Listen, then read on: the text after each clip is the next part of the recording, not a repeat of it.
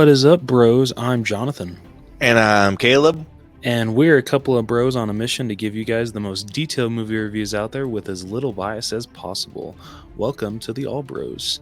This week on the podcast, we got a couple movies to talk about with weekly watches. And then after that, we will jump right into our headliner of the evening, which will be our breakdown of The Iron Claw. Hell yes. So, Caleb, what do you say we get started? I say, let's do it. Need motivation? Angry Dad Podcast. Trying to jumpstart your life? Angry Dad Podcast. You want help getting off the couch? Angry Dad Podcast. You need a verbal kick in the ass? Angry Dad Podcast. You want to hear from somebody who's been through it all? Angry Dad Podcast. I am here for you. You can find me on all podcast platforms. All right, so, getting right into it with weekly watches. So this week, I watched two movies that I've already seen before, but I wanted to revisit. So the first one up is Child's Play, the 2019 remake. And I'm just going to say it. This movie did Megan before Megan was Megan, and I think it did it better. It did do it better, dude. It did it so well. Megan was fun in its own way, but I think this did the whole AI thing a little bit better. Yes. And I feel it would have benefited. Like, it sucks that it had to be called Child's Play. Makes sense with, doing Chucky, everything like that. But I feel if it didn't have to be Child's Play, if they could have just done it to where with another different killer doll, I feel that a lot of people would have been more attracted to it. It wouldn't have gotten as much hate as it has gotten, because I feel when people actually finally check it out, they're just like, you know what, that actually wasn't bad. That's one of the better horror remakes that I've seen. Dude, throw in the Megan system with this story. This would have been a fantastic movie. Yeah.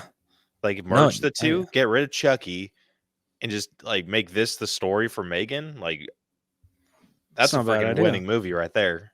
Yeah, I agree. No, because like the cast still holds up. I think that the only thing that I just have wrong sometimes is there are parts with the Chucky animatronic that I'm just like I can tell that your budget was very low. But I can totally look past that, because this is probably my favorite horror remake that I've ever seen, because it doesn't freaking go shot for shot like all the others. It actually tries to do something new, but still keep the same basic story and characters. Yeah. And dude, freaking Mark Hamill is the voice of Chucky. I mean, could you get any better? Dude, right? Seriously, like, for real. So with rating wise, I don't feel like this is great. I don't think you really need, I don't think it requires a theater to see it. So I would say I'd give it a stream it. Would you agree with that, or would you give it higher? I would give it a stream it. Yeah. Okay. Me and Caleb both enjoyed this movie the first time we watched it. We both saw it in theaters. And so if you saw it in theaters, great. That's awesome. But I feel it's one that it's fine if you experience it at home, but at least experience this, because this is one of the best horror remakes and it deserves love. Yeah. I'll definitely agree with you on that one. And then next up, just because I haven't seen this in years, which really shocked me, rewatched Dumb and Dumber. Love this movie. One of the best comedies ever made, in my opinion, and I still laugh my ass off to this day. That's the sign of, like, Dumb and Dumber is one I feel is a timeless classic. It is. It is a perfect one-off comedy, and it didn't need a prequel, and it didn't need a sequel. Dude, I love hearing Jeff Daniels recount his time on Dumb and Dumber, or at least like his story about getting cast. Yes. I especially love what he does between every take. Like, Jim Carrey is just like, he easily flows into it. But have you seen what Jeff Daniels would do, like, to get into the character of Harry? Mm-mm. He'd literally like shake his head and just make like a stupid face. And he's like, okay, I'm Harry Dunn. That's how he got into the role, right? I love that he like so many people try to talk him out of doing this movie, and he's like, "No, like I need to show that I can do other stuff." And he can. And I Like, thought for years that all he did was comedies. that because he's so good at it. He is so good, dude. It feels so effortless. Yeah. And yeah, so when I found out that he's like, anytime I see him in serious stuff, I'm like, that's kind of weird. Dude, same here. Same here. Because yeah, this movie was my first introduction to him. Oh man, great introduction though. Right?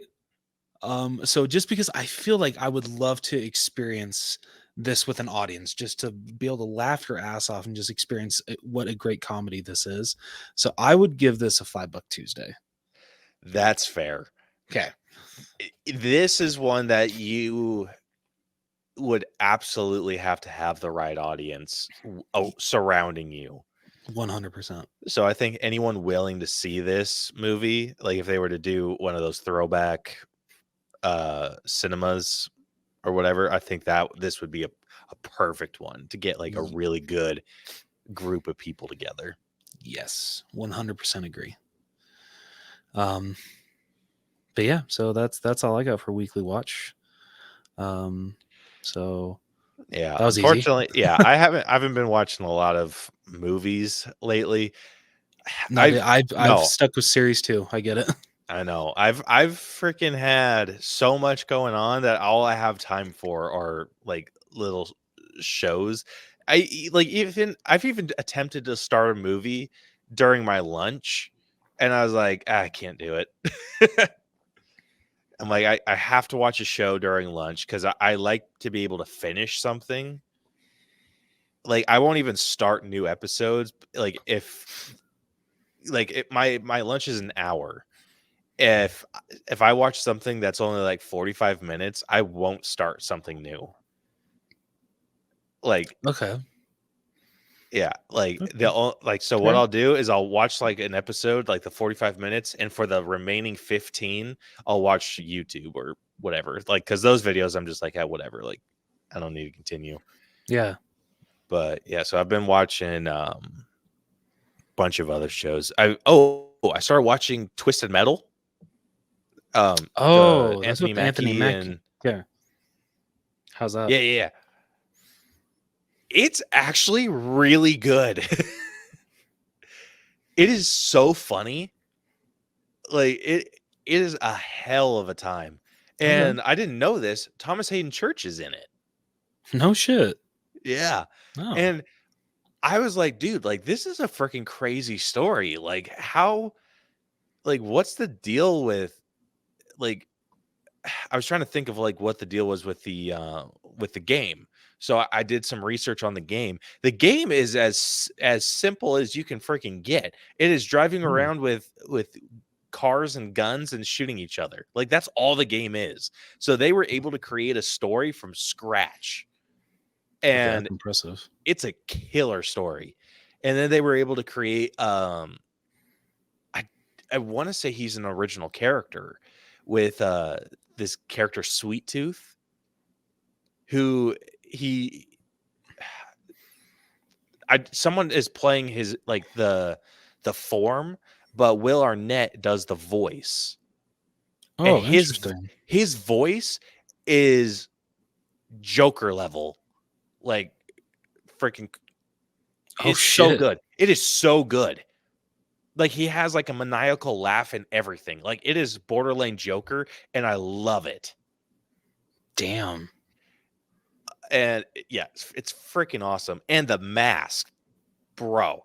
You look up the Sweet Tooth or like the Twisted Metal Sweet Tooth mask. Like it is nuts, bro.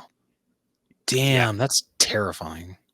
Yeah, and what I love about the show is like they don't take his mask off. So he's in the mask, like at least so far. Like I'm only 5 or 6 episodes in. He hasn't taken the mask off yet. I'm hoping he doesn't. But yeah, so he hasn't taken the mask off, and the way that they shoot the scenes his, like, you rarely ever see his eyes. Okay, I like So it. it is just like, it's just darkness. So like it's so good. And it's the funniest shit too. Because like Anthony Mackie is hilarious in this. Stephanie Beatrice is freaking fantastic in this too. And it throws me off every time I hear her talking a normal voice. Yeah. In her normal voice. Because it is so like peppy and cheery.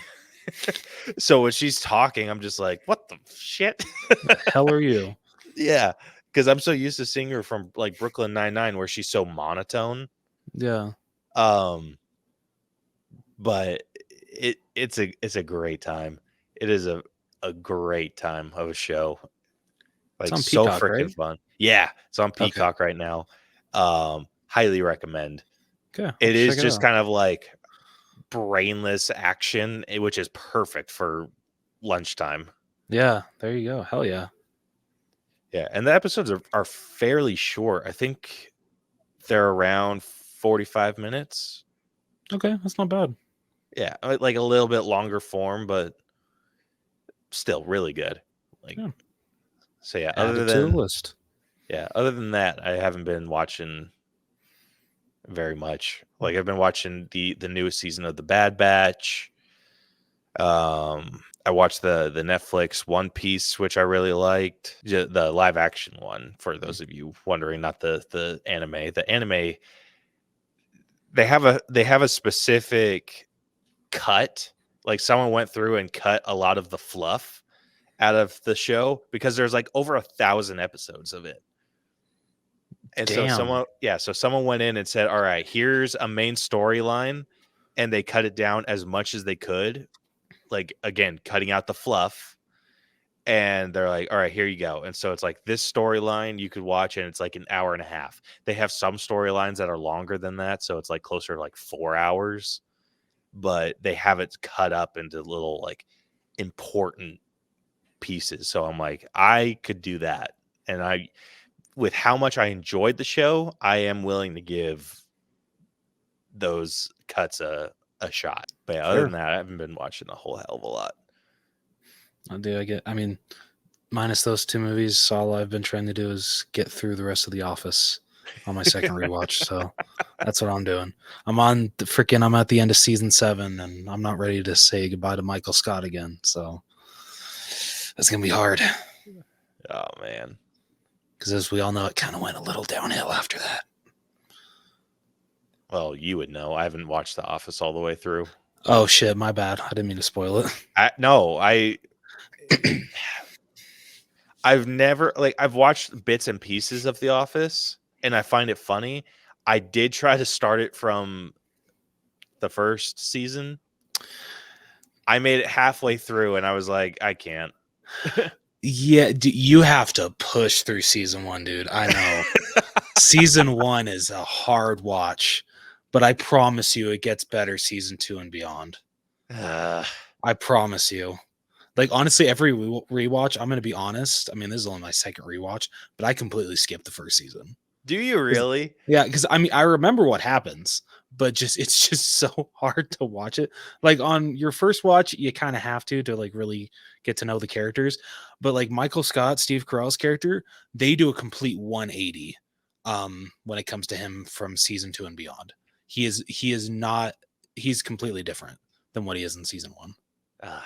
Because I haven't even done a first watch of this show. So it's like, I've seen the bits and pieces that make me laugh.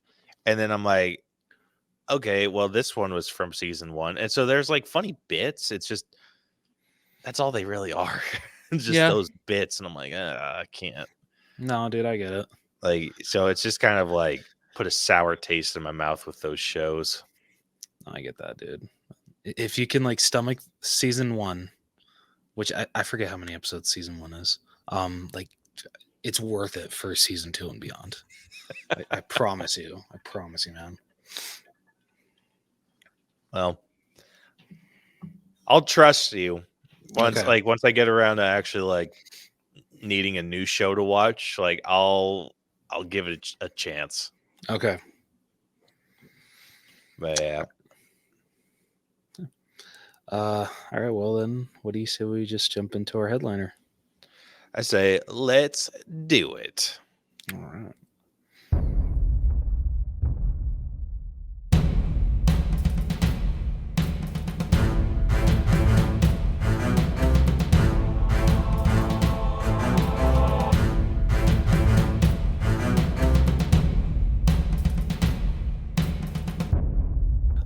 All right. Well, before we jump into this week's headliner, Caleb, do you want to let people know how we break down episode?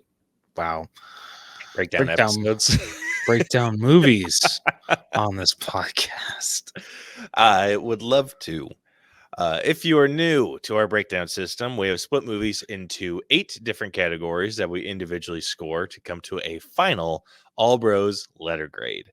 The 8 categories that we score are story, writing, acting, character development, effects, music, costumes, and then we give it our own personal score at the very end. All of those numbers get magically added up and spit through our algorithm and give us a letter grade to compare this movie's of a similar grade, as well as a percentage that ranks these movies. That's not quite as important, but it's still pretty fun to see where these will rank. So, if you have not seen The Iron Claw, we are going to spoil the entire movie for you, or Roses specifically, in our favorite segment that we like to call Reading with Rose. So just know I'm the asshole in this scenario. Caleb is not. Yeah, so we're going to spoil this movie for you. So this is one. This one's interesting. Can history really be spoiled? That's fair. I mean, I didn't know anything about the Von Erichs, so I didn't either. I was actually curious about that because you grew up with like WWF, WWE, right? yeah, but I don't think my dad ever introduced me to the Von Erichs, or at least from what I remember. Okay. Because I mean, they seemed like they were maybe like in the 80s. Yeah. Yeah. But I figured your dad would introduce you to like the 90s, 2000s wrestlers, right? Yeah. I mean, you think that I would try to remember, because, those are like some of the only good memories I have with my dad. But sorry, was that too much? No, it's your dirty laundry. Hang it out if you want. Yeah, true. Oh, shit. But no, just like the only ones that I remember are like the classics, Stone Cold, Kane, The Undertaker, Rock, Brock Lesnar, Chris Benoit. How long has Brock Lesnar been a wrestler? I thought he was a freaking UFC fighter. Maybe he is. I don't know. That might have just gotten. No, he's been doing it for a while. Yeah, no, I recognize him. Has he really? Yeah. When did he enter? I'm gonna look that up too. When did Brock Lesnar debut in WWE? There we go. The first one. 2002. So 2002. When did he? Has he always been okay? So UFC, his career is 2008 to 2011. Okay. And so, how long did he do WWE? Oh, so he did it. Oh, that was his return. WWE was from 2000 to 2004, or that was WWF. Okay, and then he took a break, and then he came back to WWE 2012 to 2020, and so he did UFC in 2008 to 2011, and then came back to WWE. Okay, that's confusing. A little bit. Because I was like, I've had that instance where people know him as like the WWE wrestler, and I'm like, no, Brock Lesnar, the UFC fighter. And they're like, oh, like, I guess for like something's getting miscommunicated. So like, we have misthought that one was the other or whatever. But That's cool. Yeah. Complicated career. A little bit.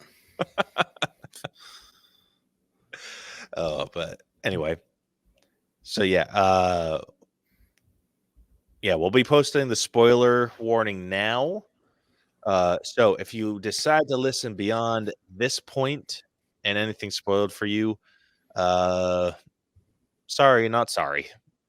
Exactly. So with that, Rose, you want to take it away? Would love to. Okay, wait, excuse me. Okay, I think I'm good. Okay, exercises today. Wait, what? Said you forgot to do your vocal exercises today. Yeah, a little bit. I just want to make sure that I'm not gonna have a cough attack during it. Okay. All right. In 1979, the World Class Championship Wrestling Company, WCCW, is owned by retired professional wrestler Fritz von Erich, who once dreamed of winning the NWA World's Heavyweight Championship. Fritz has 5 sons with his wife Doris, from oldest to youngest: Jack Jr., who died as a child; Kevin and David, who both wrestle in WCCW; Carrie, an aspiring discus thrower; and Mike, an aspiring musician. Kevin, the current Texas heavyweight champion, starts a relationship with a woman named Pam, and tells her about the Von Erich curse that killed Jack Jr. as a child, supposedly brought on by Fritz changing his last name from Adkisson to his mother's, whose family had suffered constant tragedy. Kevin wins a non-title match against NWA. Where, you know what? This was a Whenever they said NWA, all I could think of was Straight Outta Compton.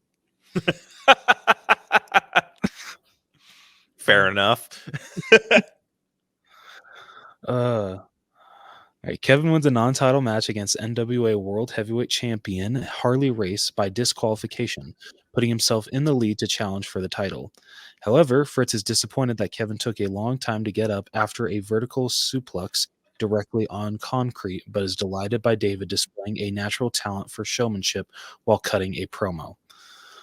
The 1980 Summer Olympics boycott dashes Carey's hopes of competition, and he moves back home where Fritz presses him to also become a wrestler. By 1983, Kevin, Carey, and David defeat the Fabulous Freebirds to win the 6-man tag team championship, and Fritz volunteers David over Kevin to fight during NWA World Heavyweight Champion Ric Flair. Kevin and Pam get married, and he reveals at the wedding to an ill David that he will soon be a father. A week before his match against Flair, David dies of enteritis while touring in Japan. Both Kevin and Carey volunteer to fight Flair in his place, but Fritz lets a coin flip decide, resulting in Carey being the one to face Flair, beating him and winning the World Heavyweight Championship. Although Fritz is overjoyed, a despondent Carey goes out for a motorcycle ride and loses his right foot in an accident. Fearing the curse, Kevin has his newborn son Ross, legally surnamed Atkinson. Kevin begins training Mike, who badly injures his shoulder during a match and goes into a toxic shock-induced coma during surgery.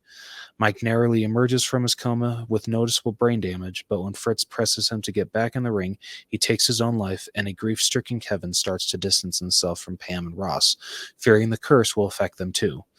He nonetheless fights Flair for the NWA World Heavyweight Championship, but is disqualified when he ignores the referee and grapples Flair with the signature Von Erich Iron Claw move for too long.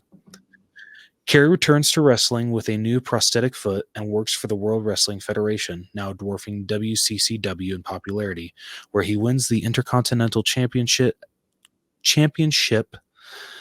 at SummerSlam, while Fritz gives Kevin the task of running the WCCW as he focuses on life with Pam, Ross, and newest son Marshall. Carey gives Fritz a new gun for Christmas, but becomes upset when he puts it away instead of firing it, later calling Kevin and telling him that the curse's constant presence in his declining career have made him consider suicide.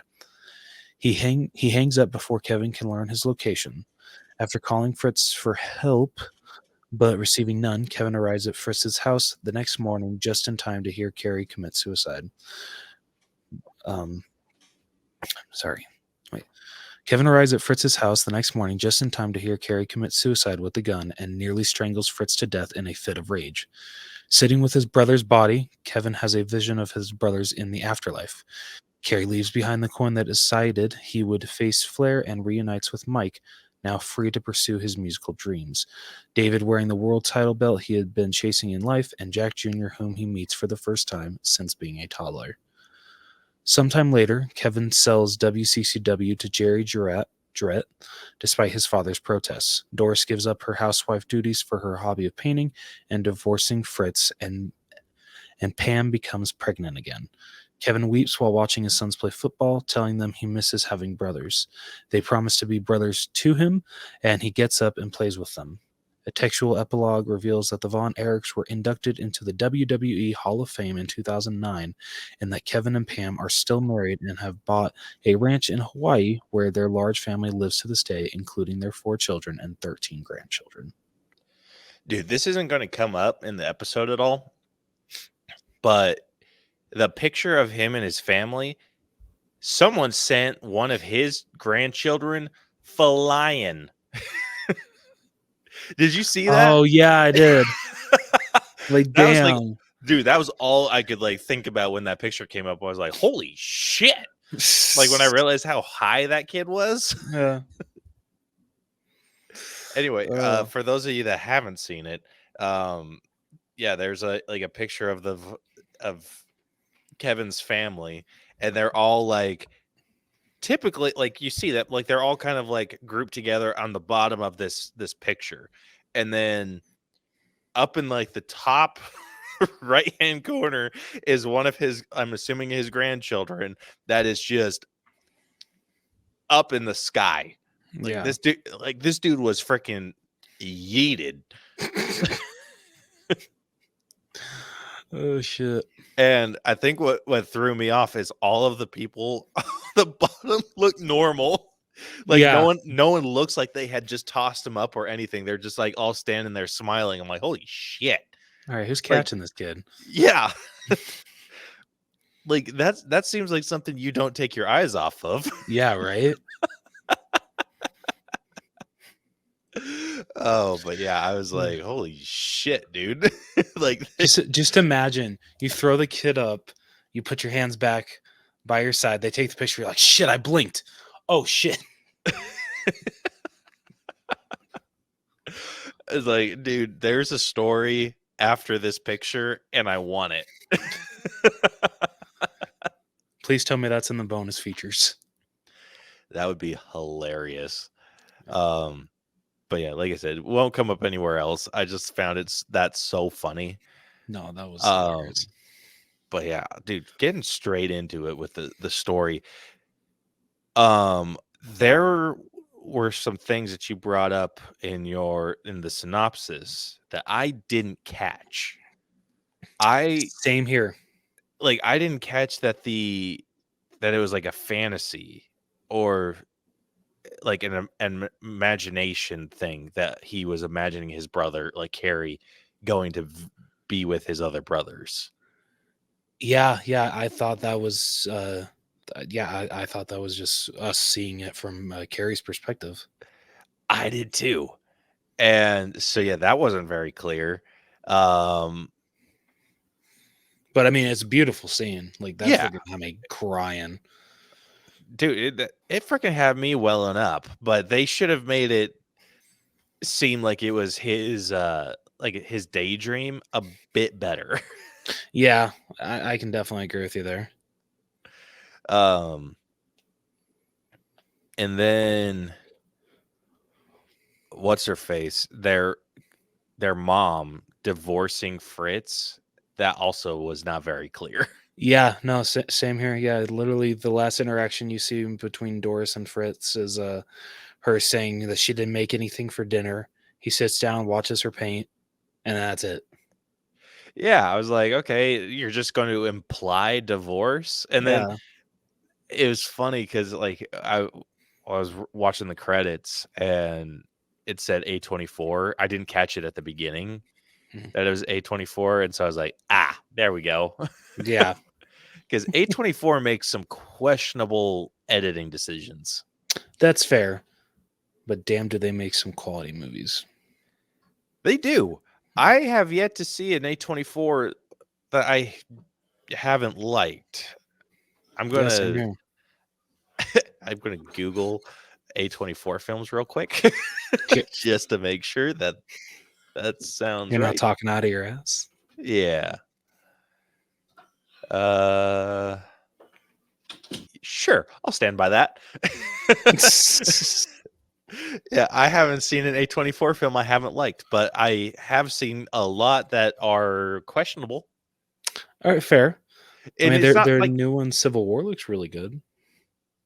yeah, like I said, I think they just need some help with their production in terms of editing, just to like clarify some of the things that they're trying to do.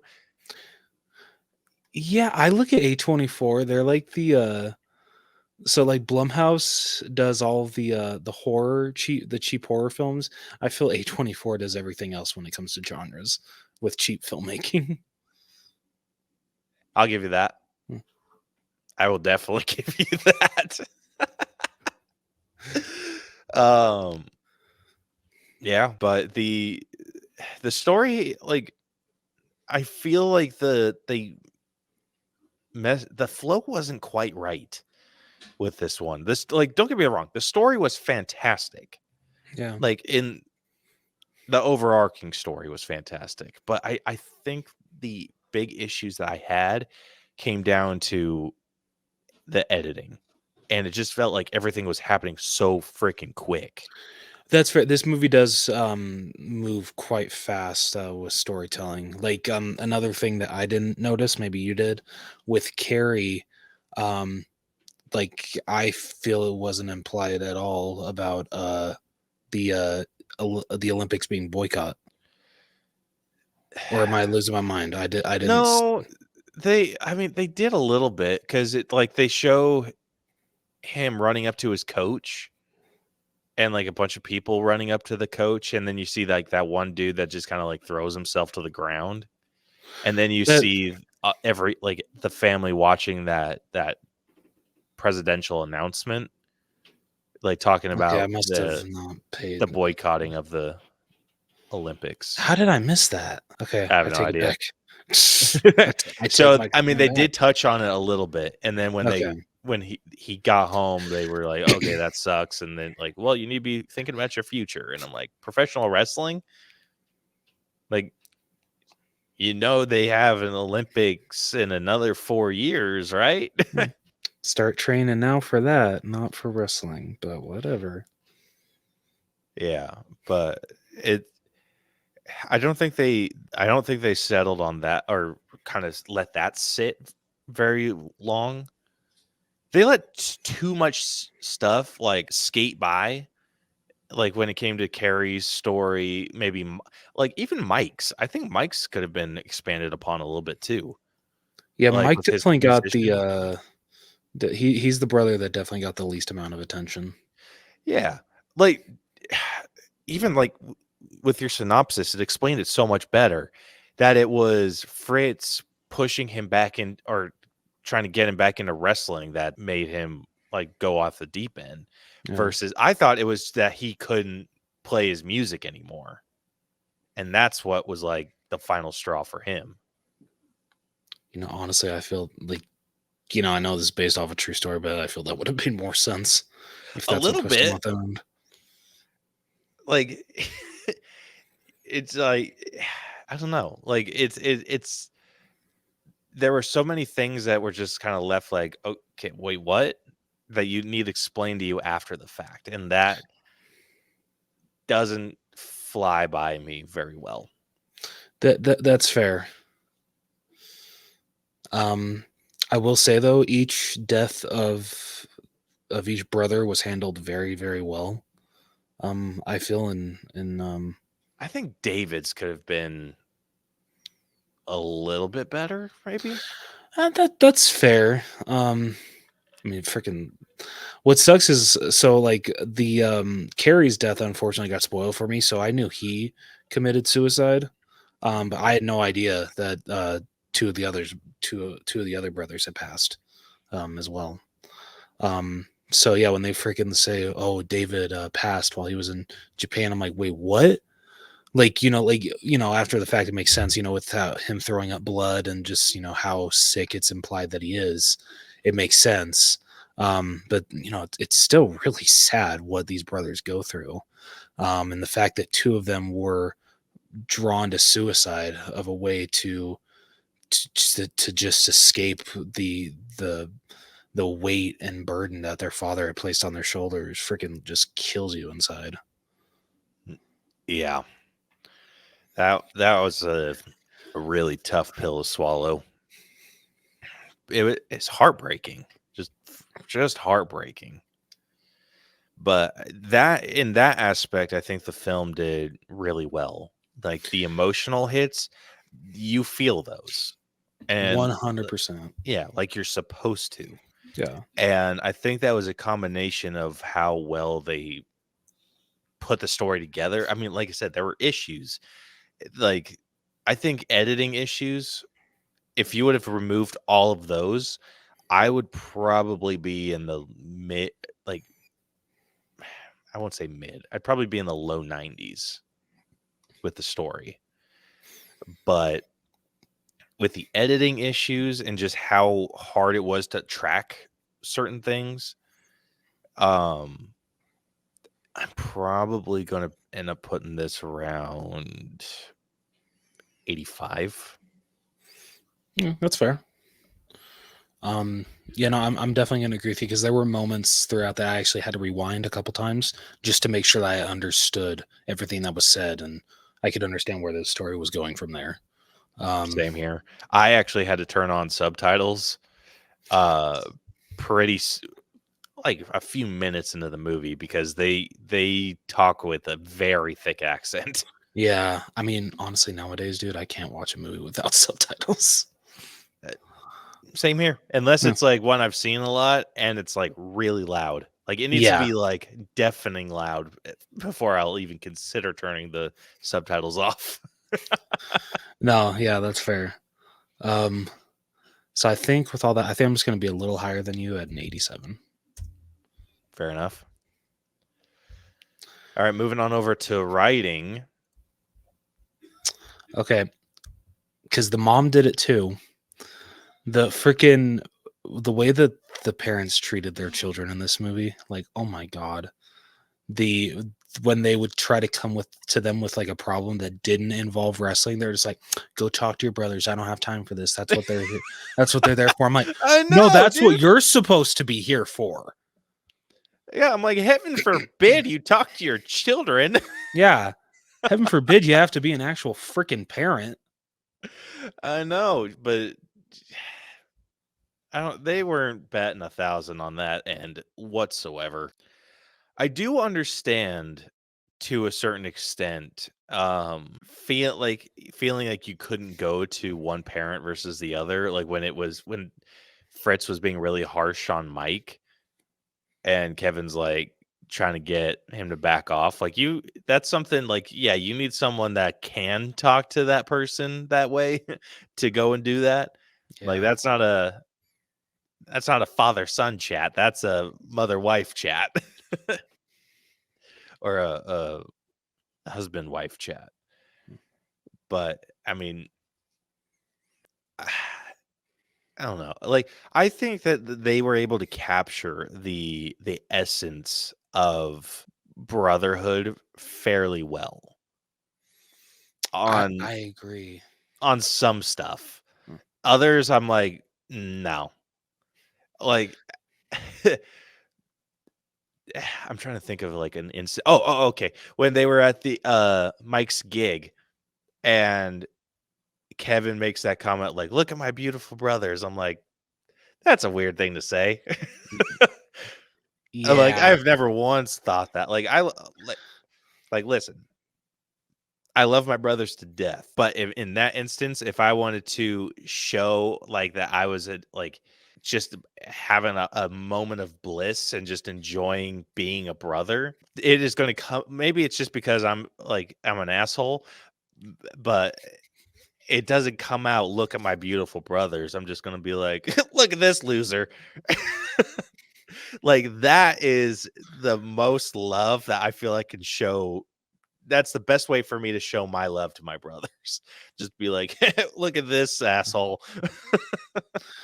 I mean, I guess And that just I guess that showcases like every brotherly love is different. Like, yeah, like I will admit, like, yeah, that was kind of like that was a little too much, but like to them, that's that's how they show their love and appreciation for each other. So I can't really knock them for showcasing that way because no, like, dude, I'd be the same way with you. Like, say, like you were like like you were in your moment and I want to be like, yeah, look at this jackass. Like, so dude, I get it. yeah, exactly. Like, if I'm being nice to you, you know something serious is going on.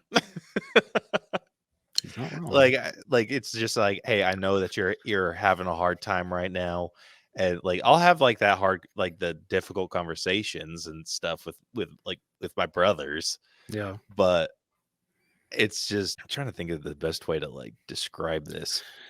I I would trust my brothers and you with my life. Same But here. if they ask me to like, "Hey, come here," I'm gonna be real suspicious.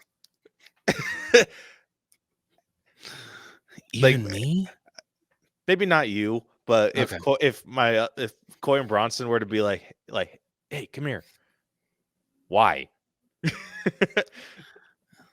They know the deal. They do the same thing to me. If I suspiciously or just like randomly was like, "Hey, come here," why? Just come here. No, you're gonna hit me. But if Uh, like again, I would trust them with my life. It's like I just wouldn't trust them with the well-being of my arm or the, like have you seen oh those shit. videos where it's just like, "Hey, I'm really sick. I need a kidney. Oh my gosh, let's go get tested. I'll absolutely give you my kidney." Blah blah blah blah blah blah. Blah. And it's just like, "Hey, can I have a or can I have an Oreo?" No, get your own. No, That that's Yeah, hilarious. that's what being a brother's like.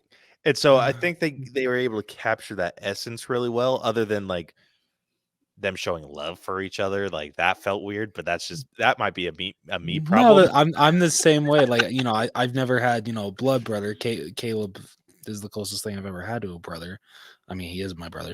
But you know what I mean? So like honestly, like even like with my sister, like I don't even know if I'd be that way with her. I'd be like I'd probably be the same. I'd be like, wow, look at this asshole too. Because yeah, I'll call my sister that sometimes. But I mean it out of love. Yeah. It always meant with love. Yeah. Um but yeah, I think they showed the encouragement really well. Like when Fritz announced that David was going to get his shot at the title and like what he would have to do with the regiment before they got to Japan and he came home with the title. I liked that Carrie got up and was like, "That's freaking awesome, man," and like giving him that encouragement. And even though Yeah. it killed Kevin, like he was there when it was like Carrie's turn. Yeah. And so I liked all of that. Like I felt like that was very true to form, and just the goofing off, the fighting between them was really well done. Um, like I'm thinking of the scene where Carrie's trying to get back in the ring and he's training with Kevin and Kevin like knocks his ass to the ground and he's just like, "You want this? Get back up." Like, "You want this? Get back up." Like, and he's just like and just gives his arm and like defeat and he's like, "Yeah, that's what I thought." Like that a very brotherly thing to do. Yeah. I love I think it's toward the beginning, but it's when it's Kevin, Mike and David all in the truck and Mike's just like, "Oh, can we go get hamburgers? Oh, well, mom's got dinner at the house." Well, Carrie would take me for hamburgers. That's how he freaking guilt trips his other two brothers. I love that shit. That is absolutely played very well. Yeah. 'Cause that happens a lot. I remember Bronson doing that to me a few times where I'd pick him up in the car and we'd be driving and he's like, "Oh, hey, we should stop and get a drink." And I'm like, "No, like we need to go home." And he's like, "Oh, didn't realize you were lame." I'm like, "I'm not lame." There we go and get a drink. Oh, that's funny. Yeah, it was that and his infamous or just to get me to do stupid shit. Like when you'd say, "No balls." And I'd be like, "Oh, God. I got balls." Oh shit. That was infamous. We would do that to each other. Like I think we went and picked up plywood for my dad at Lowe's and I laid it out on top of the carts. And Yeah. so we were pushing it and uh Bronson was helping me or whatever and he was just mouthing off and I'm like, "Hey, why don't you get up on top of this sheet and act like you're riding on a magic carpet?" And he's like, "I'm not doing that." Like like people are gonna like look and laugh at me. And I'm like, "All right, no balls." And he's like, "Oh, I got balls." Then he'd jump on and he was like laying down on it and like in poses. Like he went all out on it. And Why is it that that's all it takes for guys to jump into a dare or some shit like, oh yeah, you ain't got no balls, you ain't got none of that shit. And they're just like, yeah, oh okay, yeah, well no, I'm gonna prove that shit. Sorry, I'm gonna prove that shit to you. That's all it takes. I know. It's just you get smacked in the pride and you're just like, "Argh." Yeah. Whether they call you like a bitch or a pussy, just that's what pushes you. Oh no, I ain't. What the hell's wrong with our species? I Jeez. know. Our egos are so fragile. True. True that. But I think like I said, I really liked the encouragement that was shown between the brothers. Like when it came to doing like being at Mike's show and them just like cheering him on. Like I thought that was really, really fun to watch. The rest of the dialogue, it felt fairly genuine, like really genuine. Like It did. I think the only 100%. one I didn't really buy 100% was Fritz. That's fair. He was definitely the stereo. I mean, I'm sure this is how he was in real life. He's definitely the stereotypical pushes his son to be better than him, but does it in the wrong way. Yeah, very much so.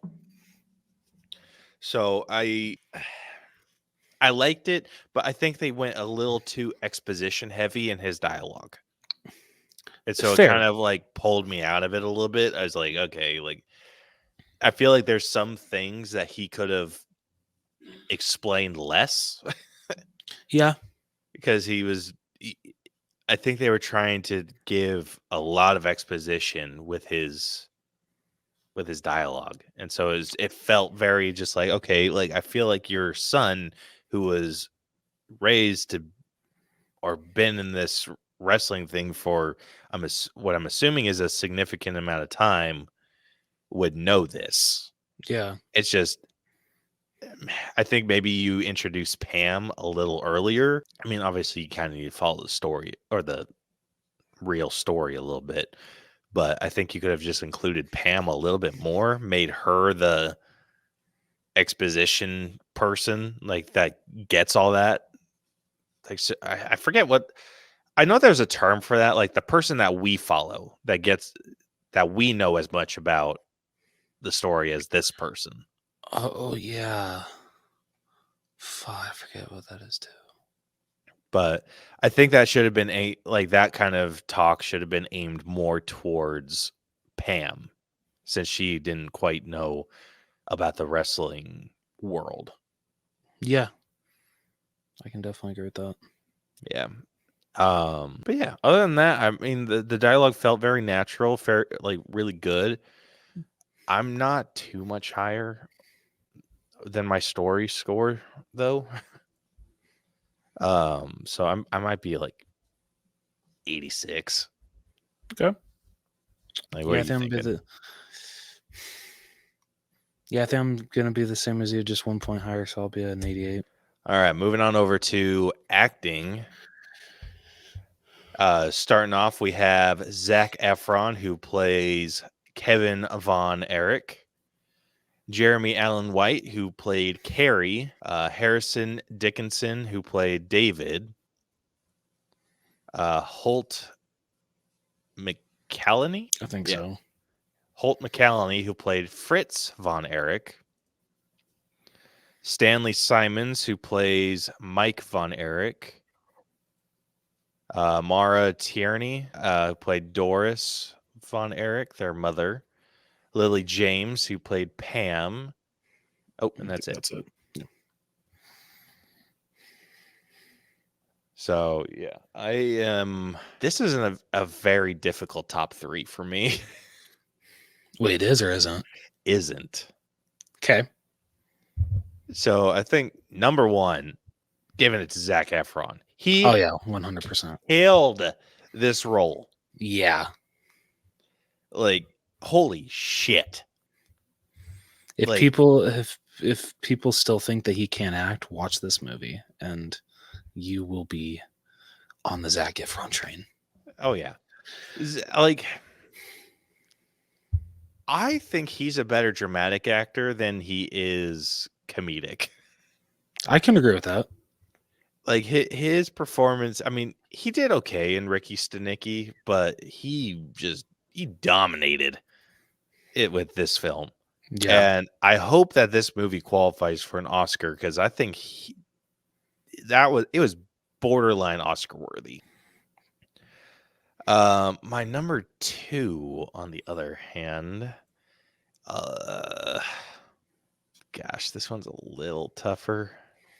I think I might give this to Jeremy Allen White. I really liked the character of Carrie.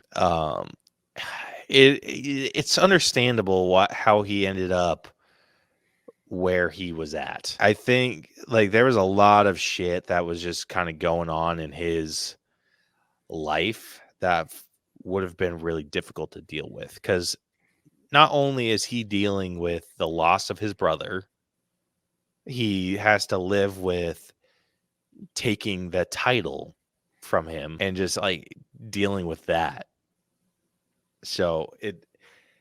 And then when he loses his leg and just is trying to come back up into the world, seeing his struggle with the prosthetic foot it was good. It was really good.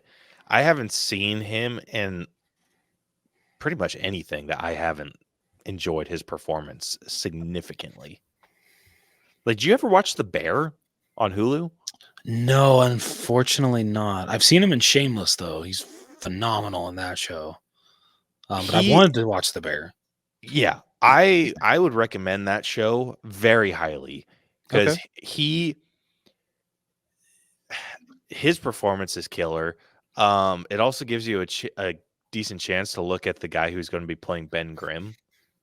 Oh, okay, cool. He'll be in that show too.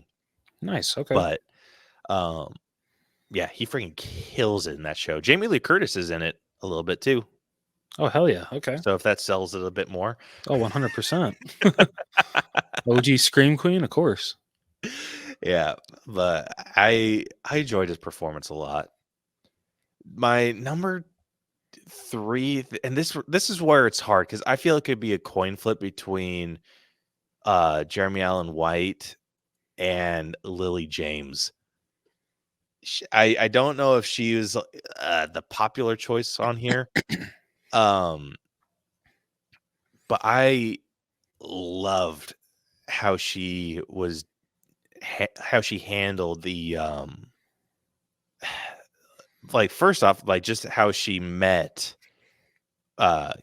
with Kevin, like the introduction and everything, and he basically like spelling it out for him, and I'm like, dude, that was it was so awkward to watch, but I loved it. It was, but in like a super nice way. Yeah. And there were just so many scenes. Like I freaking love her. She's such a good actress. And but yeah, I think she sold that just the tough Southern woman really well. And I appreciated that performance, especially as things got more difficult in their life, like how she went and handled Doris when Doris was just having a breakdown about her dress, and she's just like, yeah, they don't care. Yeah.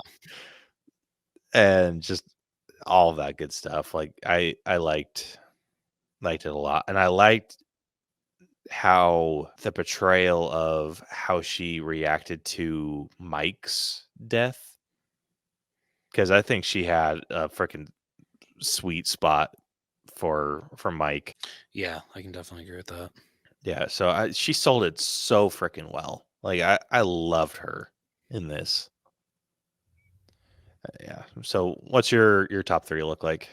It's the exact same, dude. Is it really? Yeah. Anything you want to add or? No, dude, you freaking nailed it with all three. Like, I got nothing else to say. Like, the entire cast is great. Honestly, everyone plays their part well, but these are definitely the three standouts. Yeah. I would give an honorable mention to Holt McCallany, though. I just because of the scene where he was talking about how uh all of his sons are going to hold the championship title, Oh, okay. and Yeah, all okay. like that whole bit of dialogue was great. That's fair. Um, yeah, I will give an honorable mention as well. Just for the scene when they're in the after Kevin wins from disqualification from forget his name. But literally the monologue that David says about him and his brothers and just wanting a rematch, just freaking so powerful, and I freaking loved it. And Harris just delivered it so perfectly. So definitely got to give Harris Dickinson some props for his acting in this one. Oh yeah, dude. I didn't really grow up like on wrestling because my dad was very much of the mindset like, oh, it's fake, But and that's what makes it fun. I I know it's I think I've struggled with movies and shows like this um is when they cheer about winning. It's just like you knew going in that you were going Yeah, to win though. because Like then like it will cut. Like the next scene will be them in the locker room being like, "Dude, you sold that so well. That was amazing. I really believed you." yeah, I know. I was just like I understand like putting on the performance and everything, but it's just like you knew that was going to happen. Like you Yeah. knew what like the outcome and like what the hell. So I think that's where I'm like I don't know about the whole wrestling thing. Like I think it was just maybe it's just my dad coming out in me, but it's just like I don't get it. You knew going in you were going to win and Mm. still you seem super like pumped up about it. Yeah. It like I it get it. almost feels like the congratulations should come before the match. You're not From wrong. I like it feels so weird. Like I had the same issue with the show The Rock did about his himself, like a young Rock. Oh yeah. Because like that felt very odd. Like anytime that they would like discuss and every wrestling movie I feel has to deal with this whole like, oh, it's fake thing. Because The Rock dealt with it in his show. I remember it being them talking about it being fake in Fighting with Family, Okay. and then they dealt with this in this. And I'm like, I feel like everyone has to deal with the oh, this is fake shit. But yeah, I did really like his performance. Like he really sold it. So what are you sitting with acting? Just because I feel everyone is so strong. Acting.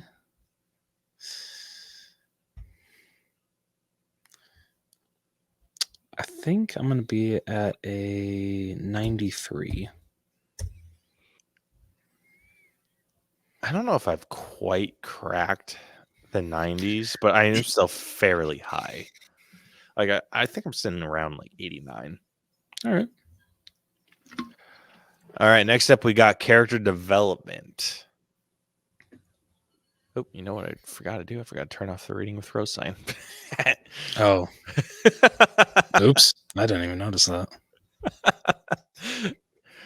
Yeah. This one's hard because I mean it is based off of real life. Yeah. Like, what did you think overall? I think story overall is really not story. I'm sorry. The character. Yeah, we already development. covered that, Rose. We know I'm what you think of the sorry. story. I'm sorry. Okay. No, I think the character development is actually like super strong. Yeah, you got a point. Like, you're basing this off real life, so like it's kind of hard to be critical because you're just like, how do you be critical on a true story? But like I feel that because I'm assuming we're doing this on Kevin. Yeah, he's kind Okay. of the definite focus of this film. Okay. Seeing his arc throughout is like he has so many highs and lows, and it's both it's both very encouraging but also very heartbreaking because you see him, move up the ranks in wrestling, but then you also have to see him go through so much loss with his brothers. Like seeing, like I can't imagine losing not only one brother to disease or just health in general, but two to suicide. That is just freaking. That's just a gut punch, and I feel that it's handled very very well, and I would hope that this is exactly how it happened. Um, just like, yeah, just seeing his journey throughout, it's encouraging, it's heartbreaking, and when you get to the ending with him not having any of his brothers left in that scene with his kids, his sons, man, we'll be your brother's dad. It's such a heartfelt scene. And just I think it's a very good character arc, honestly. Throughout you get very good character development for Kevin. Yeah, it's a great arc, and it's just it was heartbreaking watching everything Mike went through. Like, because it's like I think Mike's was especially heartbreaking because you get like that wrestling isn't his passion at all. Like it was music, but it's like he didn't really have a say in the matter, and Yeah. it was rough. I don't think like any of them really had a say other than Carrie, but his was taken away from him, and so his father immediately threw him into like the family business. And I think what sucked too is like in watching Kevin kind of see that like the discussion between his father and Carrie was when he was saying oh, I wouldn't wish wrestling on anyone or on any of my boys, and I'm like, but you push them all into it, dude. Yeah. Like Exactly. you got screwed out, or you felt like you got screwed out of an opportunity, and now you're making it everyone's problem. Yeah. So that was sad. What it comes down to, it was super sad. Yeah, it was. But yeah, the breakdown that he has in front of his kids, or Kevin does, that scene wrecked me. Like it was so like because you know, like, I think what was a bummer is you knew what everyone's dream was. Yeah. Like, David, I think, was the only one that wanted to be a professional wrestler. Like, Yeah. when all was said and done, it was like David wanted the title. Kevin wanted just to live somewhere with his brothers, like live on a big old open ranch with his brothers. Carrie wanted to be an Olympian, and Mike wanted to be a musician, and Yeah. none of them got that. Nope. Like, Yeah. It's so sad. I know, like, it was heartbreaking to watch, and you know, like, I think what this movie did really well is show what, like, you understand where he's coming from with some of the shitty decisions that he's making, like not sleeping at home. Yeah, because he doesn't want to bring the curse on to his wife and kid. So yeah, completely understandable. Yeah, like, so funny enough, Brielle came in around that scene, like when Pam was calling Kevin out on that and being like we need you home, and like he's talking about like spreading the curse and whatever, and Brielle was like, well, that's freaking dumb, like curses aren't real and blah blah blah. I'm like, you haven't seen the rest of this movie yet. Like, I would absolutely be on this bandwagon, like, because he started off like not really buying it, and then it's like the horrible thing after horrible thing happened, and it's like like, yeah, maybe a curse is happening. Yeah. Like, freaking is rough, dude. Yeah. Super freaking rough. No, 100%. So I am, very much of the mindset that you understand where he's coming from, even with the bad decisions. Yes. And I think that's very important. Yeah, definitely. But I like that you get to see his life go in alternate direction when he actually starts like not giving a flying shit what his dad thinks. Yeah. And goes and sells the business to be able to afford a house and everything. Like, I think as like watching as a parent, I would, if if I handed something to my child, like a business, and they were just drowning in it, like, yeah, freaking sell it, bro. Like, I don't want that for you. But him, or Fritz, he was just like, well, you better not freaking sell this or you're not welcome in my house anymore. And I'm like, damn, dude. Yeah, seriously. Like, that is some horse shit. And God, I wish we would have gotten like a little bit of payoff for that scene where he's just like, yeah, I don't care anymore.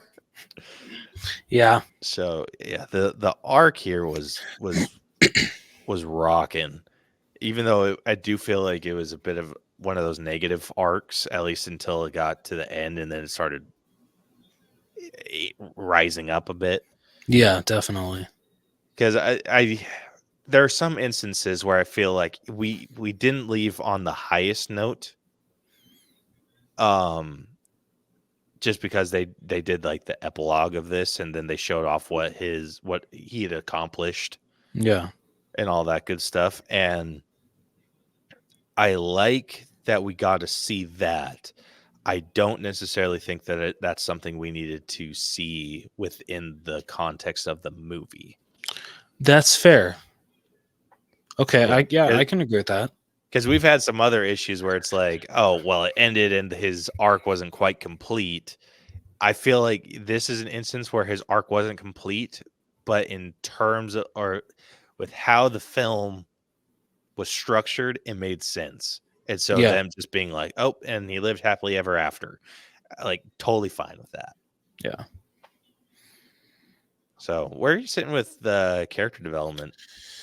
I think I'm gonna be at a solid 90 character development. I am actually a little higher than you on this one, surprisingly. 92. Hell yeah. All right, next up we got effects, which this is stunt work, And and cinematography. I thought this was great. The stunt work here was rocking. Yeah, like all of the wrestling scenes were fantastic. Yeah, like I didn't see a single scene that like made me think twice about like oh, that looked fake. Well, it's rough too because it's like I also know it's wrestling. Yeah, that no, So that's it's fair. like I could tell like, oh yeah, that punch didn't land, but it's like also didn't need to. Yeah. Um I wonder how difficult it is to film like wrestling stunt work, because it's like, do you want like how real do you want to make it look? yeah, that's true. It's like, because obviously you could make it look super real, or do you want to make it look fake real? Yeah. Like, oh gosh, I would love to watch or talk with a choreographer about something like that. I think that'd be so interesting. No, that would be. I feel one of my favorite shots in this movie is when Kevin is he's in the ring, and I think it's a black and white shot. Or I might be wrong, but he literally just keeps running back and forth between the ropes and just bouncing off. And he does it multiple times. It's just such a great scene to me, and I feel like it gets more powerful each time, like to the point I'm just like, how the hell has he not broken these yet? Like I he's know. putting all his freaking strength and weight into that shit. I I hope that was like Zac Efron doing that. I hope so too. Because you're right.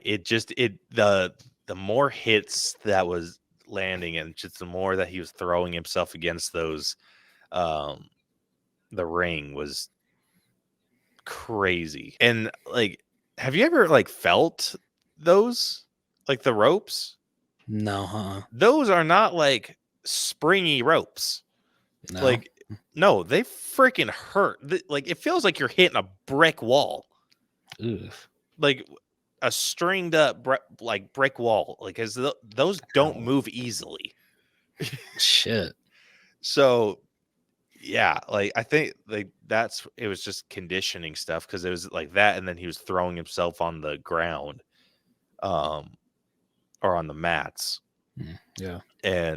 but yeah, super powerful scene, and just some crazy stunt work too, like throughout, like just I don't know the terms.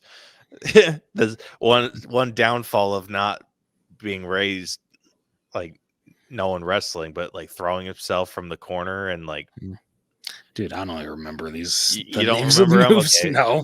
Okay, I don't Don't feel feel that bad. as bad then. But whatever, a lot of those stuff like felt like they were landing hard, Yeah. and I think that's a big draw to wrestling. It's just selling that work, or that I guess stunt work. Yeah. No, yeah, it's true. So yeah, this is another like really high category for me. I might dock a little bit because of maybe some of the cinematography choices. Okay.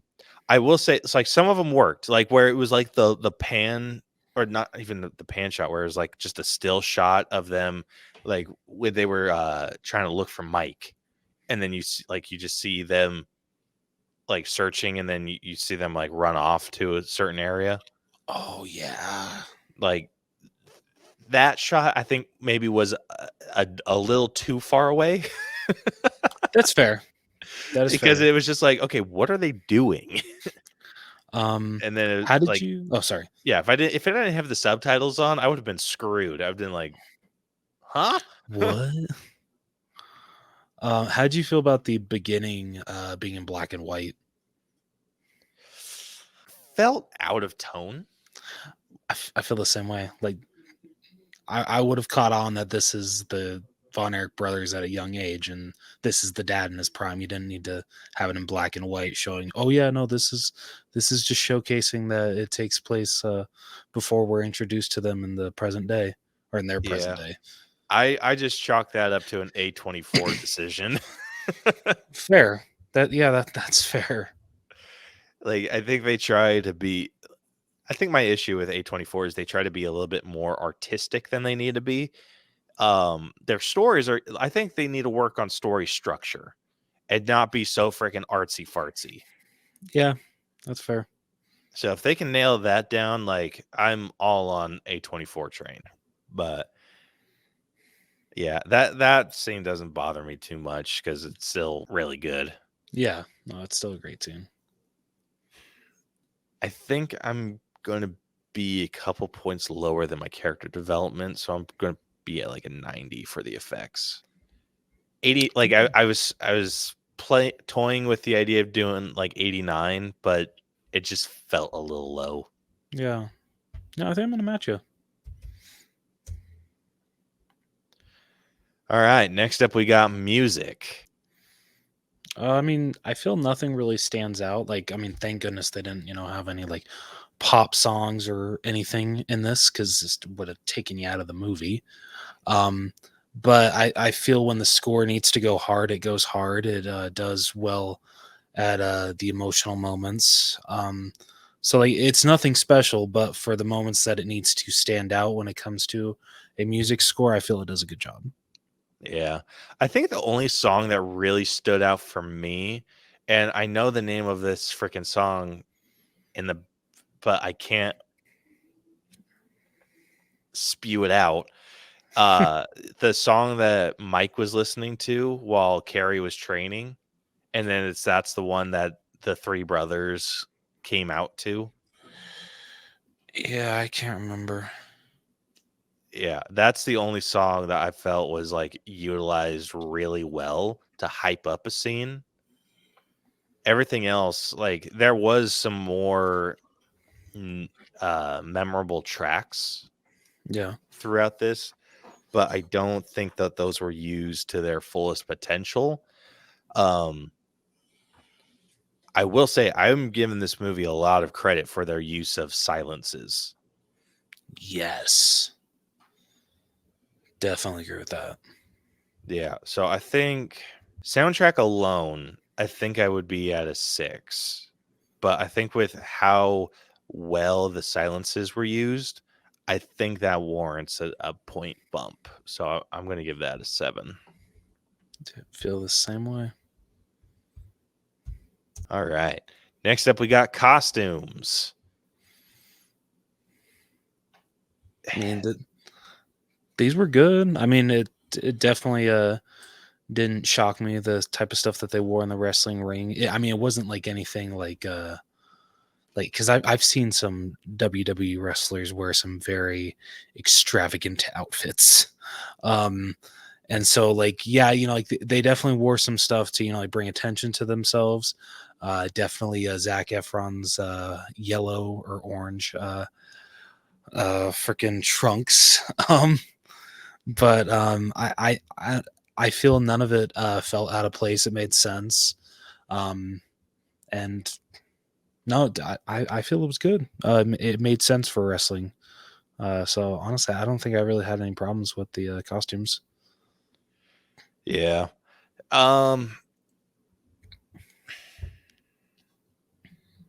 Yeah, I mean, the outfits, nothing too crazy, but I think that was before WWE or just wrestling in general got like, there was more of a show behind it. Yeah. It wasn't just like the wrestling. I'm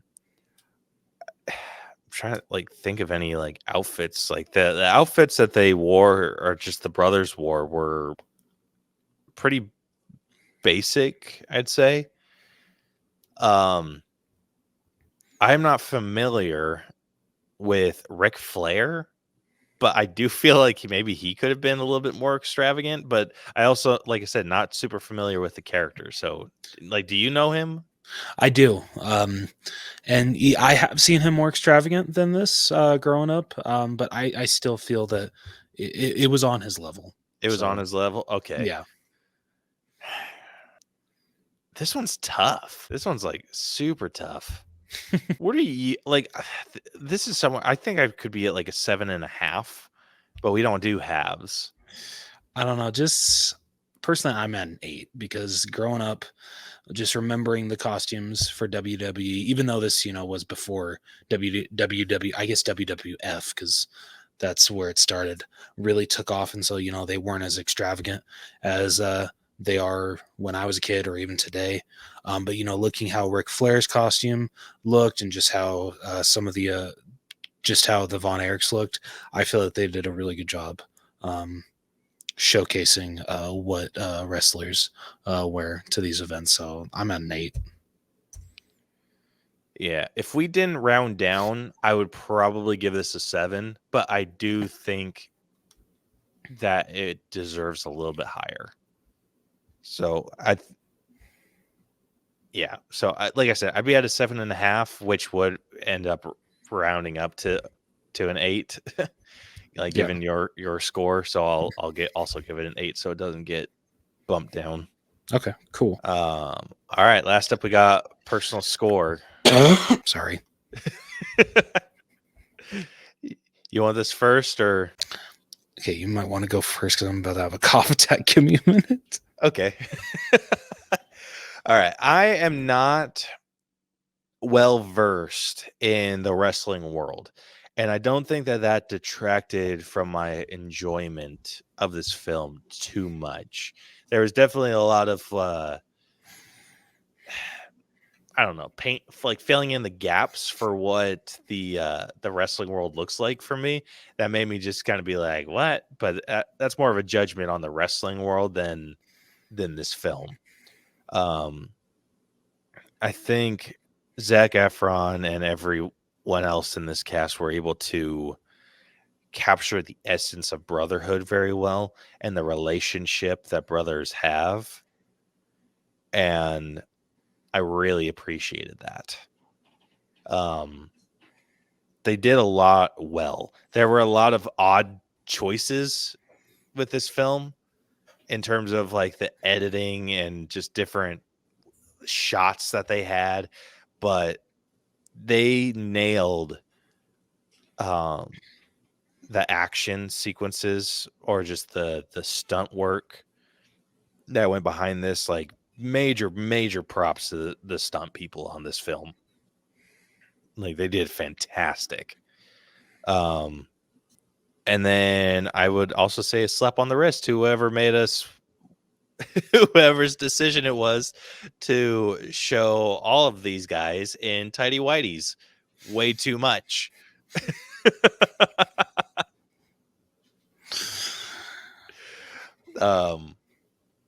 But yeah, I enjoyed this movie. Definitely one that I would rewatch again.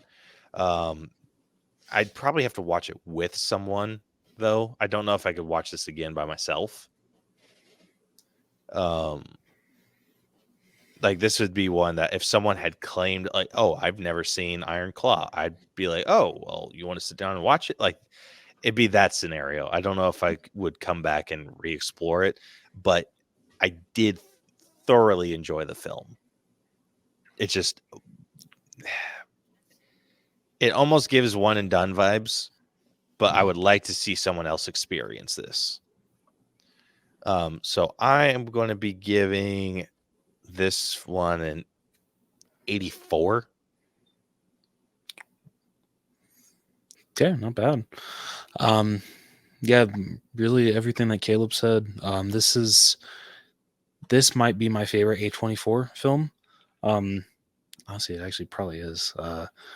Just because the acting is incredible. This story between these brothers is just you love seeing them succeed, but then just all of the gut wrenching, heart wrenching, everything that they go through is just, it's hard to watch, but you can't take your eyes off of it. and there were moments throughout that I was wiping away tears, because it's just told so well, and it's hard to watch in some instances, but just everything is done so well, from the acting to the storytelling to the cinematography. Um, yeah, just I had a really really good time with this one, and I it, I definitely agree with Caleb. It's kind of hard to go back and rewatch this movie.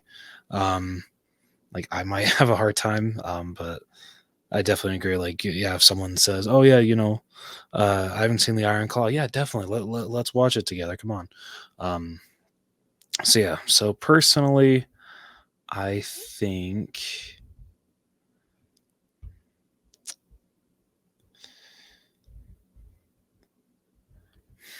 Hmm,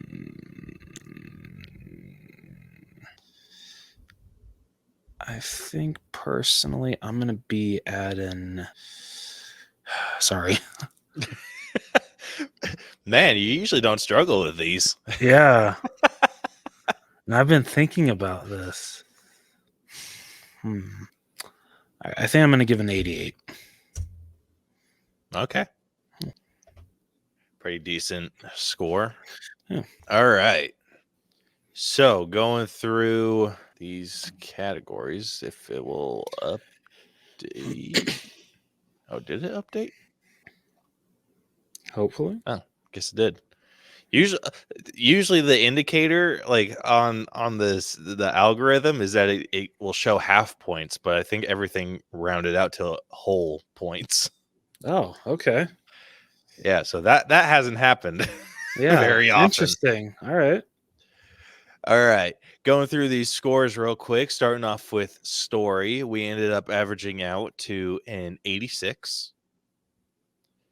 Then writing ended up getting 1 point higher, sitting at an 87. The acting is sitting at a very solid 91, which is tied with for the highest category with character development that is also sitting at a 91. The stunt work freaking dominated with this film, so it is sitting at a 90. Music is sitting at a 7 out of 10. The costumes are sitting at an 8 out of 10. And our personal score ended up averaging out to an 86.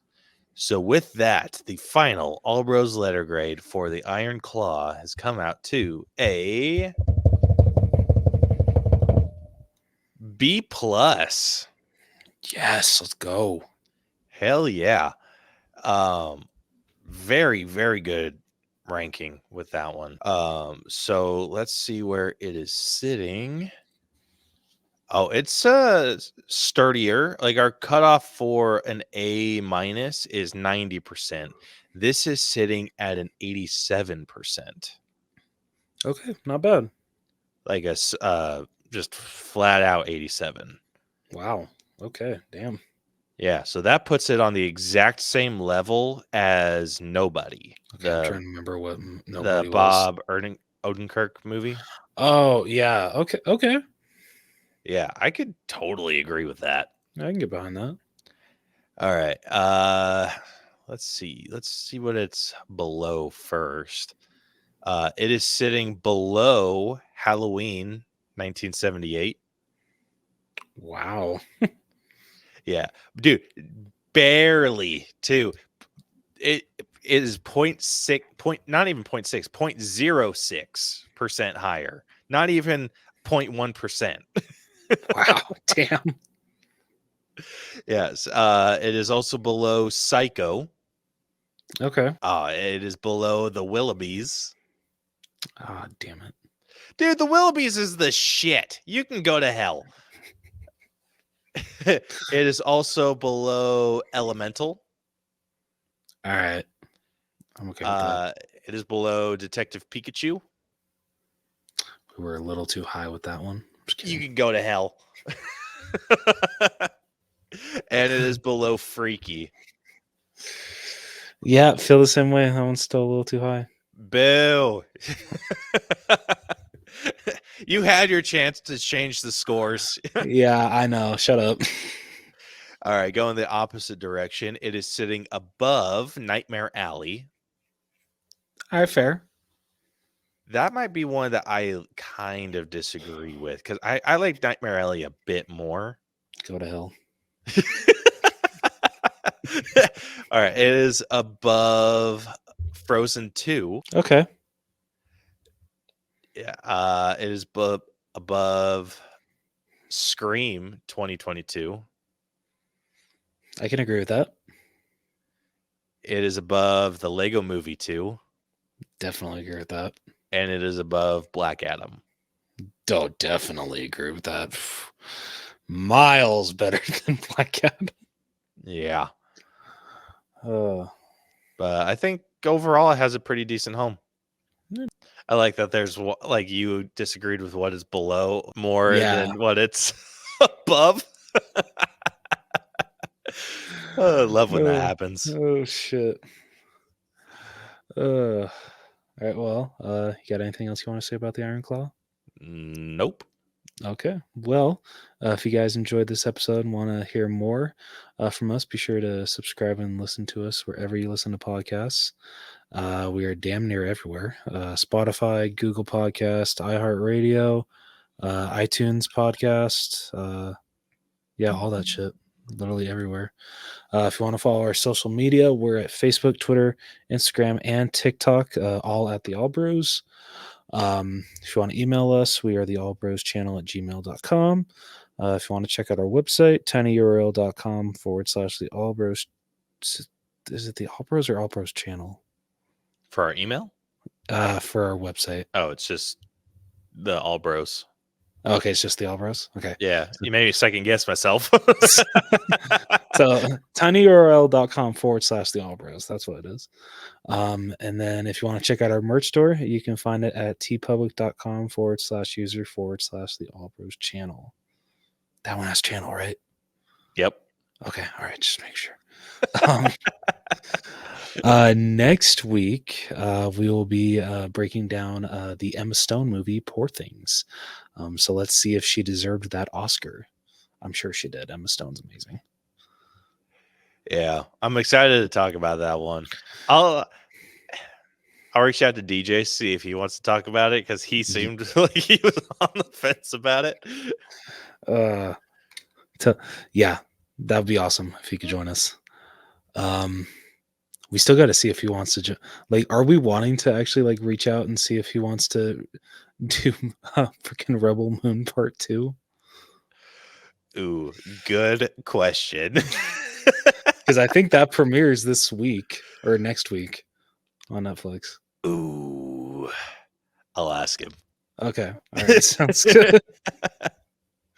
I'll ask him, hey, do you want to do Rebel Moon Part 2 or do you want to do Poor Things? Choice is yours. Oh shit. But anyway, until then, this has been the All Bros Podcast. I'm Jonathan. And I'm Caleb.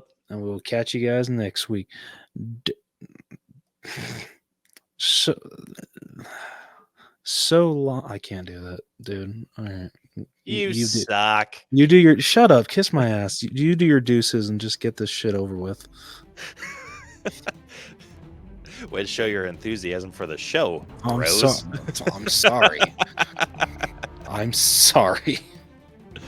All right. Deuces.